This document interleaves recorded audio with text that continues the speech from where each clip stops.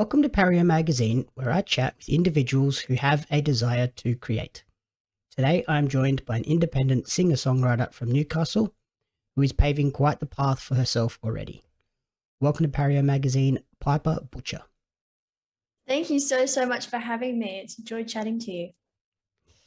We're here today to chat about your journey with music.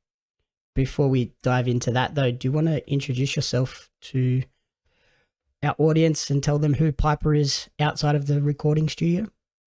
Yeah, of course. So outside of the recording studio, I'm still, fully based around music. But I am Piper Butcher. As you said, I am from Newcastle, born and bred here. And yeah, ever since I left school a bit early to do music, and ever since then, it has been my entire life. And as you said, I love creating, and it's really important to show the world that us in the creative industry, this is a job, and this is us. And yeah, I mean, I'm really proud of what I'm doing, and it's really great to have found a family in my music, and that's literally me inside and out. Yep. Yeah, I've found sort of everyone that is in a creative field, when you ask them who they are outside of that field, it's still involving music or art or something. Yes, definitely. So, in terms of music, when did you first discover the passion? I've been singing since I was a tiny tot, definitely. So it's always been in the bloodstream, and I picked up a guitar when I was 10, and a lot of people consider themselves singers, but I really want to consider myself a musician, because I hold a guitar as high as my voice. It's something that I come in a package deal with that, and I do not know what to do with my hands if I don't have a guitar. So I started playing guitar when I was 10, and sort of putting those pieces of the puzzle together. And at 11, I did my first ever gig with a man called Harry Hookey. It was one. It was actually coming up to the anniversary of that day. It was the 1st of June. I distinctly remember I was 11 years old, my mum's birthday. So that's why I don't forget the day. It's never a test for me anymore. But I went to an open mic night, and we were just, coming in to have a coffee and have a chat and relax and celebrate. And Harry Hookey, he actually tried to get my mum up and play the tambourine. And she's like, no, but my daughter sings. And I was like, oh my God, hand in my hands, an 11-year-old, the mum just dobbed her in. And Thanks, Mum. I got up. Yeah, I know.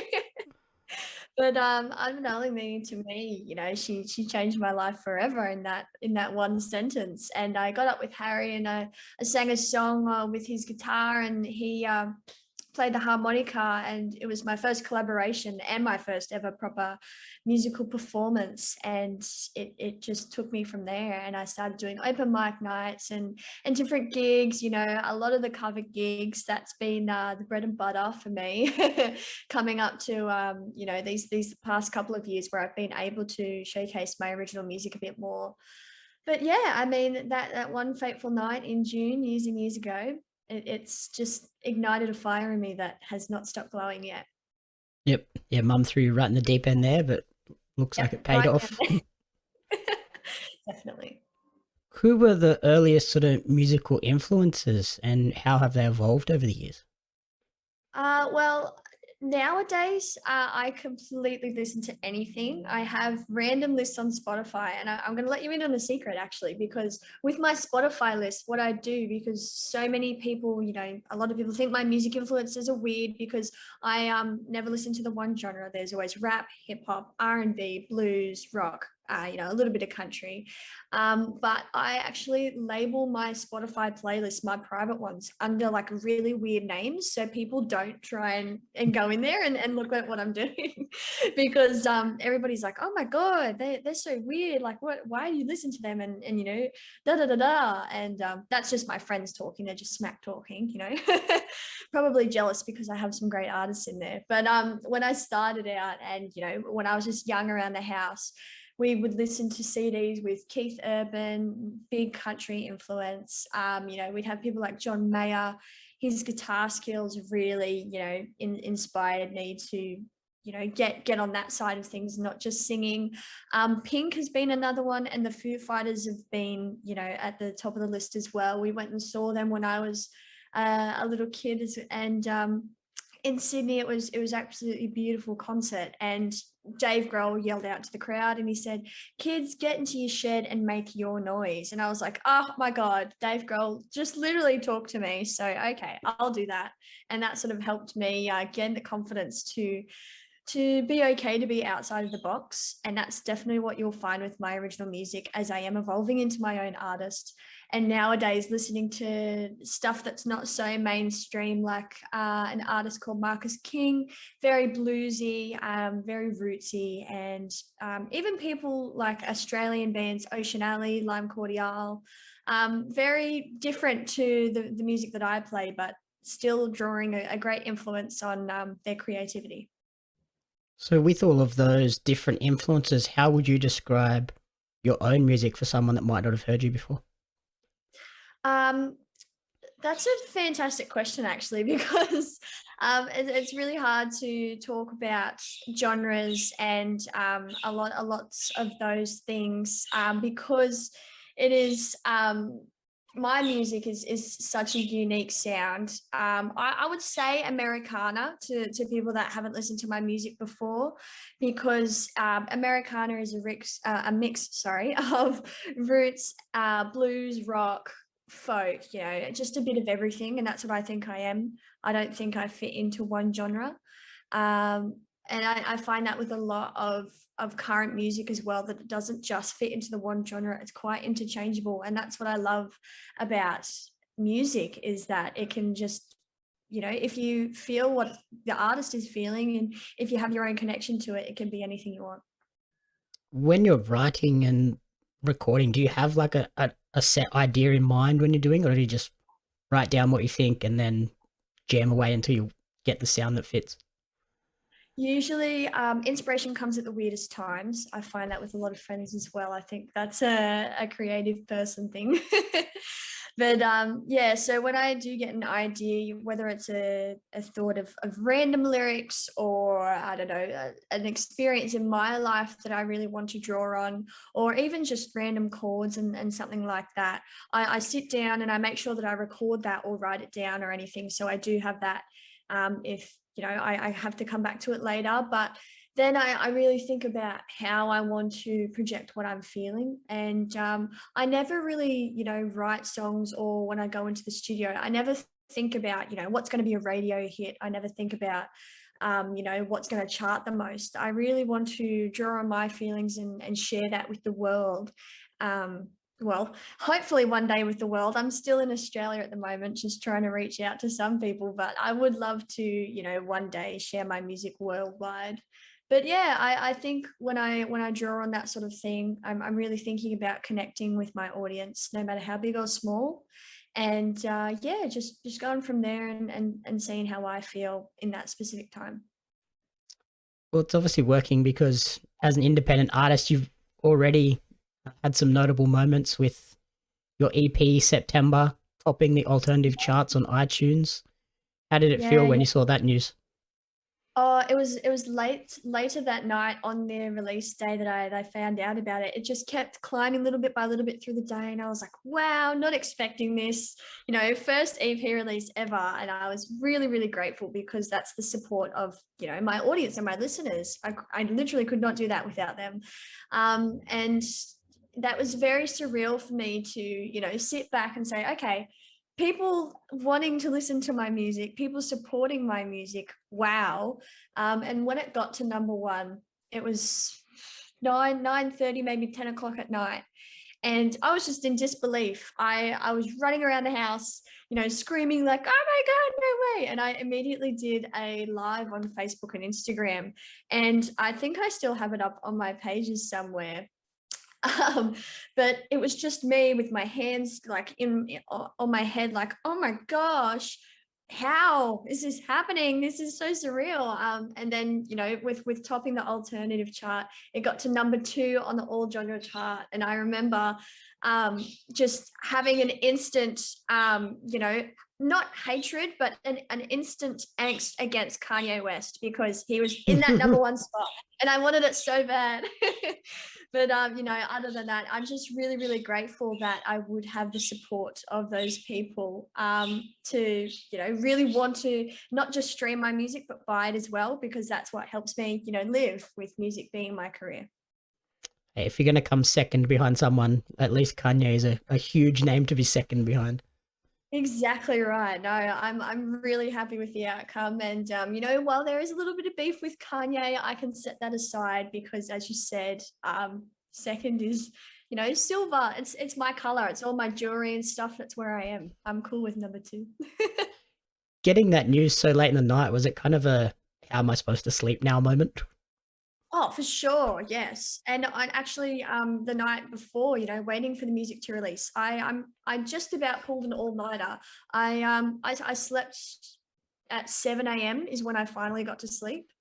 So that was a roller coaster. And so after that, I had a little bit of a nap and woke up, and I was just running on, the lowest energy, ever. But it was so worth it. And then, hearing that news, as you said, so late in the night, it stumped me again because I was so tired, but I was in that overtired stage of, oh my God, I need to celebrate this again. This is amazing. Ah! And yeah, I did not go to sleep until early hours of the morning again. So I am a night owl, and I think that the music has helped me push that lifestyle because I'm usually doing gigs until a little bit later in the evening. So it's nothing out of the usual, but it was still so much adrenaline, and it was a great feeling. And what was it about that particular EP that you think made it connect with people so much?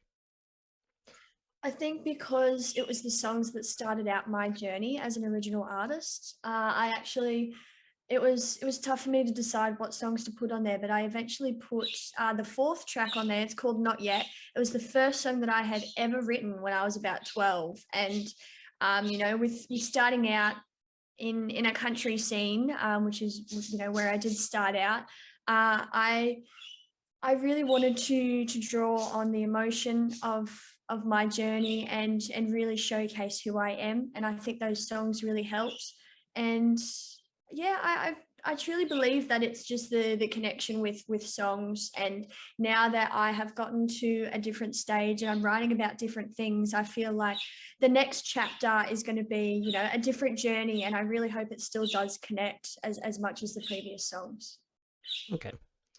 And you mentioned sort of performing gigs and stuff late into the night. You've performed with a number of the big name artists in a support role, people like Diesel, Casey Chambers, Glenn Shorrock, Thirsty Merc, and Josh Pike.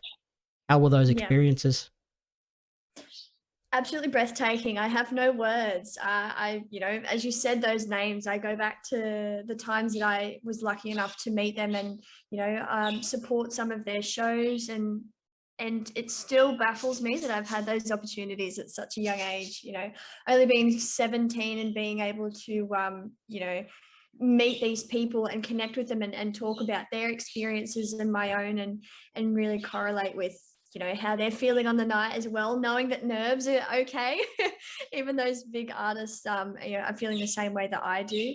It's really heartwarming and really grounding for me to meet those humble people. And I really don't want to stop doing that. And I've got a lot on this year, and I'm really excited to keep making those connections and reaching out to people and yeah, just living.